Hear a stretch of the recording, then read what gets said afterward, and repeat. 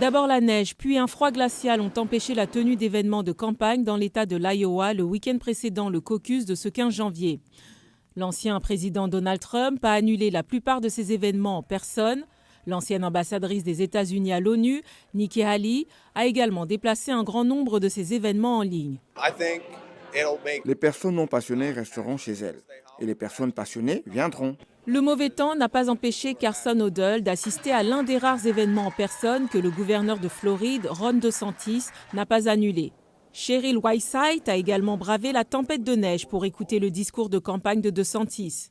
Au début, ce n'était pas si terrible. Je ne sais pas, nous sommes tellement habitués à cela. Madame Whiteside, qui préside un groupe républicain local, explique qu'il est important pour elle d'assister physiquement à un événement parce qu'elle ne sait toujours pas qui soutenir ce lundi soir lors des assemblées électorales.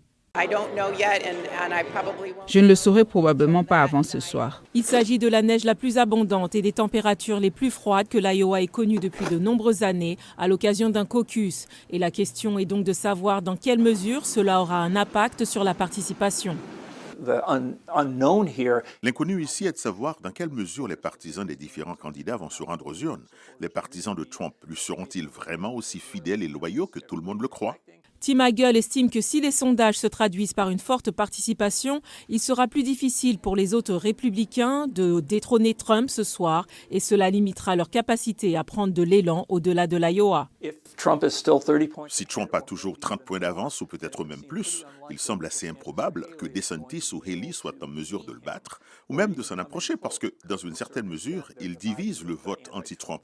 Hagel ajoute que les sondages montrent également que les problèmes juridiques de Trump n'ont pas entamé son soutien. Il a été inculpé dans 4 endroits différents. Il a un procès civil en cours à New York, il a un procès en diffamation en cours là-bas aussi. Des États essaient de l'exclure du scrutin.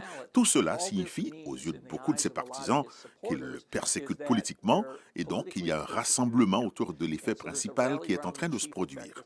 Mais il y a des signes de fatigue parmi les électeurs de l'Iowa. John Frank, policier à la retraite, a déjà soutenu Trump, mais pas cette année.